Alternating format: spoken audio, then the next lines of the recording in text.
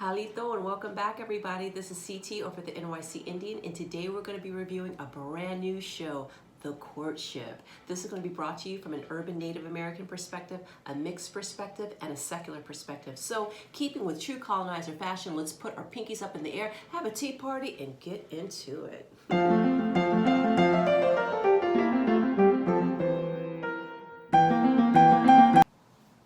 So it seems as though NBC has graced us with a new show. I'm not expecting too much because it's like, regular network stuff, fluff, fluff, fluff, right? It's not going to be too salacious, but it's kind of, I guess, Bridgerton meets The Bachelor, or The Bachelorette, I should say. So we have a young woman, Miss Remy, who comes from my neck of the woods where I currently live in the Great Pacific Northwest. She is from Tacoma, from what I understand, and also of a Haitian American background. And she's also a former cheerleader for, I don't know, maybe I'm not sure which team she was a cheerleader for. But anyway, she's looking for love. Now, because it's so NBC and it's so polished and, the wardrobe, there's not a lot of historical accuracy. Me, I'm a historical girl. I love historical clothing and, sometimes reenactments, but reenactments from the Native American perspective. So if you've ever been to Colonial Williamsburg, I suggest you go to the Native section. They have a really interesting little thing. But anyway, I'm sidebarring here, people. So she's trying to find love, and she has 16 suitors, and they're from all over the country. In fact, one guy's even international. He's from Seoul, Korea. And she basically narrows it down by the end of the episode into 6 people. So I guess these 6 guys are going to be the ones that she's going to have to figure out whether she likes or not. So the young woman is, of course she's gorgeous. Her parents are like, her parents are like storybook fairy tale parents. Her parents are like almost too good to be true. Who wouldn't want parents like that? Her parents are like really nice.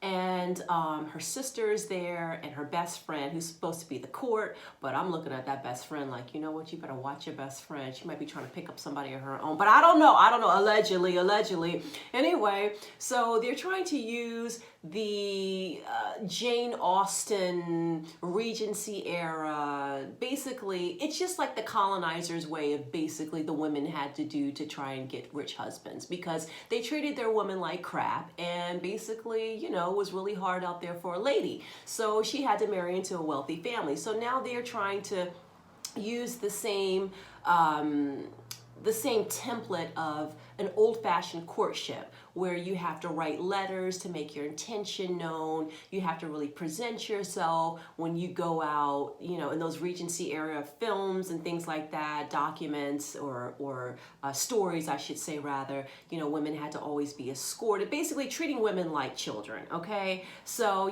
I'm just here for the wardrobe. That's about it. As much as I love historical fashion, things like that, girlfriend is not trying to get back in a time machine, okay? I like the clothes, not the era. But I think it is an interesting, take on trying to meet people, I guess, like doing it more the old-fashioned way and not being so distracted, I guess, with your cell phones and stuff like that. So there's most of the guys on there are pretty nice looking, but she's eliminated a couple. Did you see the guy, the guy from Miami? What was his last name? He was correcting everyone. He was like, it's not Echevarria, it's Echevarria. I was like, okay. But he got eliminated, and he was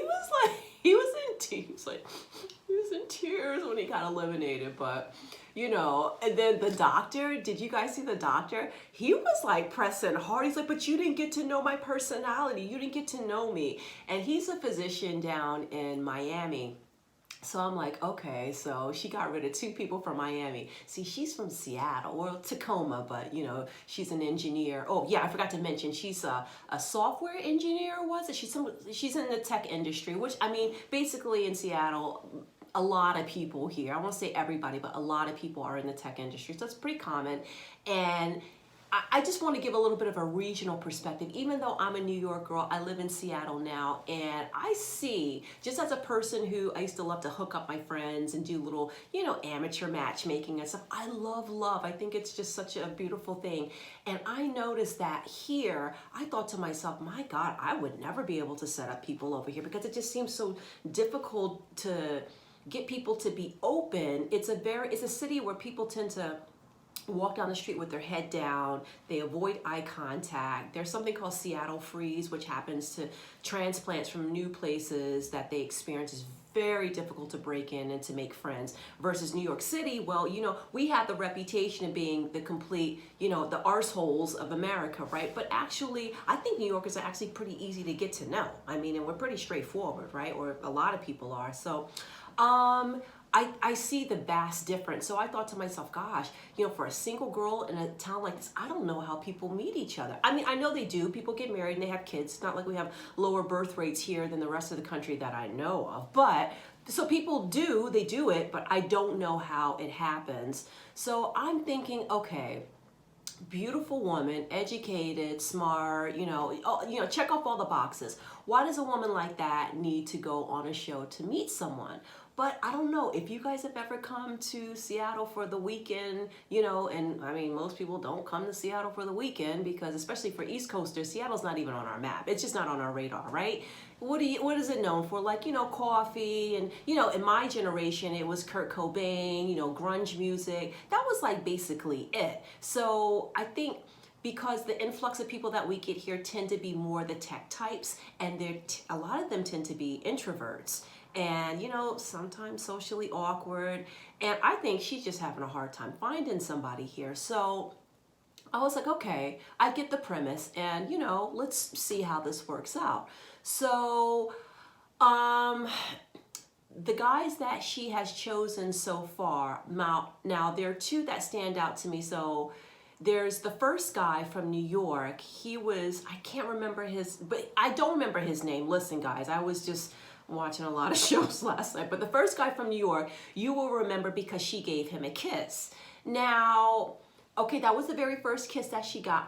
It's too early to say. I'm not saying she's going to wind up with him or anything, but I am sensing something here. Now, the New York guy, he was a little bit nervous, but still, New Yorkers, not all, but listen, don't be hitting me in the comment section. All New Yorkers, but listen, New York has a reputation for a reason, and it is an aggressive city. And there's different types of aggression. There's an aggressive in a dating sense where it's not necessarily annoying, but let's say a person is not afraid to let their intentions be known. Now, unfortunately, we do have a bad culture of street harassment in New York City. It's really horrible. But let's say outside of that, in a restaurant, in a bar, in a lounge, or something like that, people are not afraid to make their intentions known. And I don't care if you're gay, straight, bi, whatever. People tend to be a little bit more forthcoming. So I say all of this to say that the other guy that she seemed to be into was a guy who had that same sort of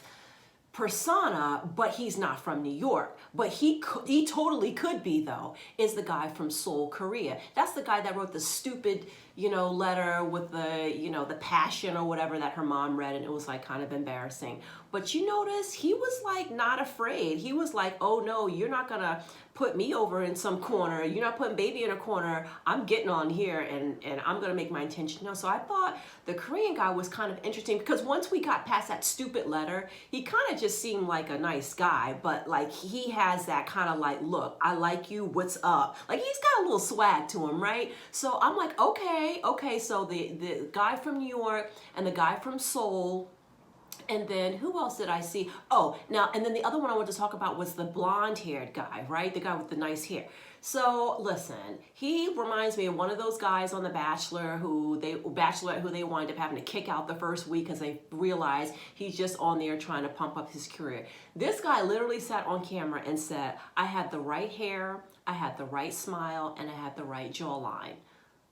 Okay, next. Now, and I'm not saying that something like that can't grab a girl from the Seattle area because, dating up here is it's extremely multicultural. So if anyone is looking at that and going, oh my gosh, like this is a very multicultural, that is Seattle. Seattle is very multicultural. People do not have trouble interracially dating here. Up here, it is just, or over here, up and over here, I should say rather, it is just not a thing. I mean, people just date how they want to date. So I think that they need to get rid of that blonde guy, stat. I mean, he's just like, you know, I'm tall, I'm good looking, I'm the typical, you know, and you can be that, you can have that look of like that, you know, what do they call it? Central, straight from central casting kind of look. He has that, right? And that's fine, but you got to have personality. You can't just be going on your looks. He needs to go right away. Who else really stood out to me? Nobody really stood out to me. This is, I mean, it is a very fluffy show. I wish we had this kind of format like on Netflix or like another network where we could really like, you know, we can get down and dirty and kind of, you know, have a little bit more adult conversations and stuff like this. But it's very light and it's, you know, it's network, you know, nightly TV kind of thing. So I'm not expecting that much, but I just think it's fun. And why not have a reason to dust off this old little dress of mine? Why not? But listen, I will not be dressing like this every week. Girlfriend does not have the coinage for that, okay? So please do not give me the pressure. But anyway, well, listen, you guys let me know, were there any guys that you particularly liked for her? Do you recognize her as a cheerleader? Do you guys know, are you from the local area? Do you know her? You know, which one do you think that would be good for her? It's still really early to see. So we'll check that out next week. Leave your comments below in the comments section and we'll see you then. Chipisalacho. Almost forgot to mention, please, if you enjoyed the video, give it a thumbs up, comment, like, subscribe, share, turn on your notification bell so you know when I call you. I just get a little distracted sometimes. My ladies' maid and my footman, they're just so incompetent. It's so hard to find good help these days. Anyway, see you next week. Chipisalacho.